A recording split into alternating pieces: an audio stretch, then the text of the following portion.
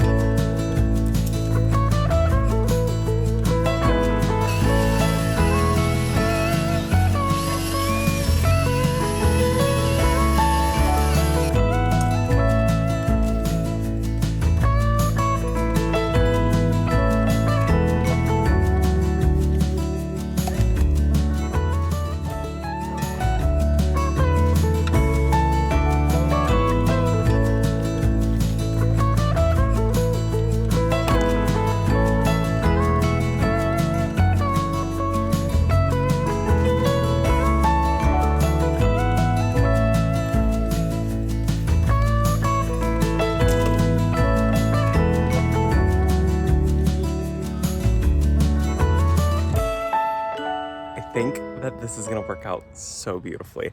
Let me show you guys where I got all of those planted. It was not where I was planning on planting pretty much any of them at all, but I think it's gonna work out better. So let me turn the camera around and show you guys this, because I think it's the perfect combo for up in the front, the side yard, and in the back where I planted it. So as you guys know, this is the front of the house. And over on this left side, we have some zinnias, and then we have the helianthus. And then over on this side, we have the helianthus. And then we had some roses. This is the Eden Climber rose that I had to retrain to, I want to train it to go along the fence. And then I want it to eventually hit the arbor and then go around the corner on that side. But the blooms are faded on it. And so how perfect is it to have those pink blooms here and then the yellow blooms that match the other side just perfectly. And then if we come in the side gate, over here I left my mess, but I planted just one of them right here. And I think that that is going to be perfect for that spot. This area right here, it's like a kind of like a rounded diagonal. This all gets full sun pretty much, and then this is all shade. I was really hoping to get my hands on some begonias, but I think that that is going to be so perfect for right there. It's going to be a nice pop of color. This whole entire bed is pretty much green, and so I think this will be really nice. You can see my tubing that I need to come in and make a little bit shorter for the irrigation on that, and then I'll come in and bury that also. But I think that that right there is going to be so pretty and have a really nice big pop of color. And then we tucked in the last of the balloon flowers right here. Let me move so my shadow's not in the way. So we've got the 5 of them right here. I had no clue what I was going to put here. I knew I wanted some color. We're graded by Freya. I knew I wanted some color and something. And so this is perfect for that area. I think it'll be blue, which ties into the butterfly bush that I have back there and the Dusty Miller. And then I've got whites and pinks. And this is just a really good bed right here. I'm really happy with how all of those look. I was watching my shadow and not watching where my hand pointed. Either way, I think it's going to be so perfect for that area right there. A nice little pop of color. And it'll be cool to see how these do in this full sun area. And then these are also on irrigation. We've got our tubing lines that ran in this entire bed. It's just covered with mulch right now. So that is going to be it for this video. Short, simple, sweet. We got some plants planted. I was planning on, I still haven't cut these sunflowers back. I was planning on planting a coleus that I had started rooting.